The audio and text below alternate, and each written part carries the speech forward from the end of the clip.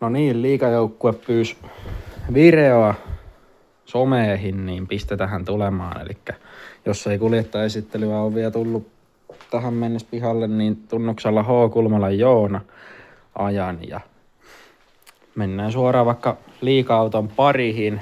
Ei tämä kuitenkaan, vaan tämä. Eli 600 totta kai, niin kuin pitääkin olla.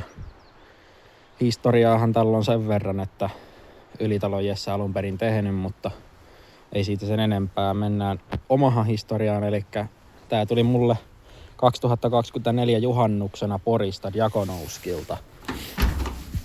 Oli aika märännyt silloin ja piti ajaa tällä Murtoharjussa samana syksynä. Ja se oli sitten laatikosta rupesi hyppimään kakkonen, niin jätettiin odottelemaan ja entrattiin sitten SMiin viime vuodelle.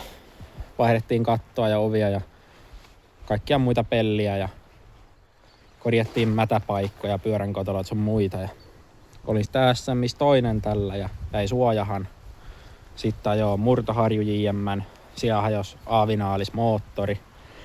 Ei ollut kuin yksi vieras ja omat suojat ja jäi sitten vielä itselle. Niin ja Vesku kysyy, että tuunko ajamaan liikaan, niin heikolla hetkellä lupautuu, niin lähdetään tällä. Moottorista sen verran, että vanhasta ei mitään jää, niin oikeastaan muuta kuin kampiakseli.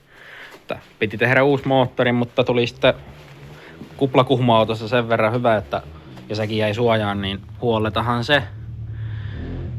se liikahan ja tosiaan pitkä isku Hajabusan männillä ja mopolla. Ei mitään, katsotaan kuinka muut päivittää. Moro!